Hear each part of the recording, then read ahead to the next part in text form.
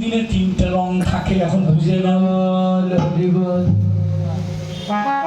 ফুল একটাই ফোটে, ওই ফুলের 3 দিনে 3টে রং থাকে। আমার মুখের কথা বিশ্বাস না হলে একদিন দেখেন। প্রথম দিনে এক রং, দ্বিতীয় দিনে এক রং, তৃতীয় দিনে এক রং, 3 দিনে 3টে রং আসে বাবা এই ফুলে। সেই ফুলটা আমার গোবিন্দ সেবায় লাগবে, ফুল কাঁধে সেবায় লাগলাম না। ওইরা দর্শন করে আমার গোবিন্দ কি করলেন, হেরো তোরাতি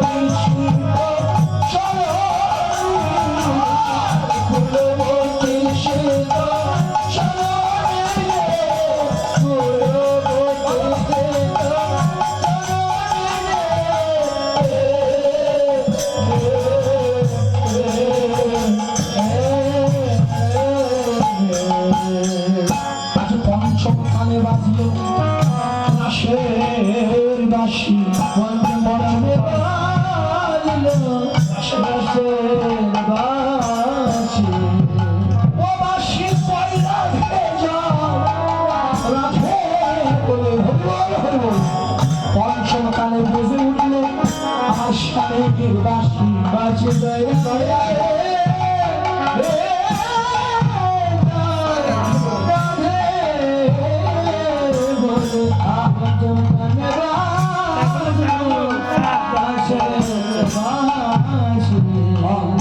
মিলনটা না হবো তো দয়া করে কেউ যাবেন না।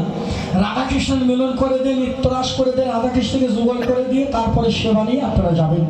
আজকে 5 নম্বর সিদ্ধির বাঁশি বেজে গেল, 5ম সিদ্ধির বাঁশি, রাসের বাঁশি। সিদ্ধি কয়টা ছিল বাবা? হ্যাঁ, শুনে যাই। ভগবানের হাতে যে বাঁশি ছিল, সিদ্ধির কয়টা? 8টা।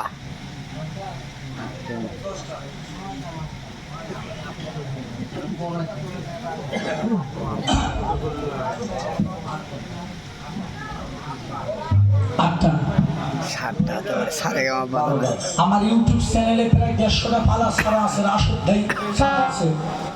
আমার রাসগুলো আপনারা দেখবেন, রাসপালা কীর্তন ছাড়া আছে, ওর মধ্যে বাঁশির ব্যাখ্যা করা আছে।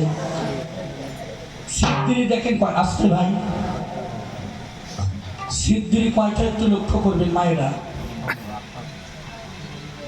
মা, বাবা, বাবাজি, 2 কর্ণ, 2 নাসিকা,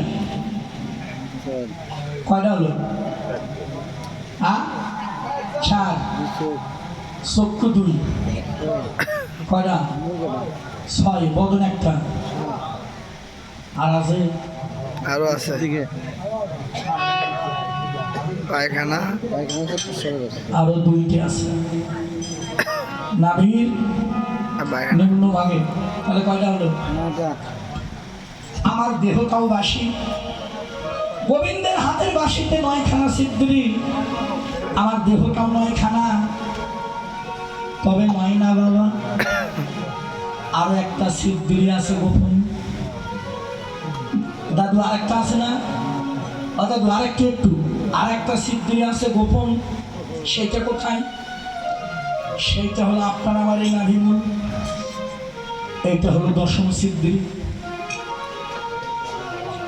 আমি যখন মাতৃগর্ভে ছিলাম তখন তো তার 9 দাঁড়টি খোলা ছিল, এই 9 দাঁড় ছিল বন্ধ, আর এই দাঁড়টাই ছিল মায়ের নারী আর আমার নারী এক জায়গায় ছিল।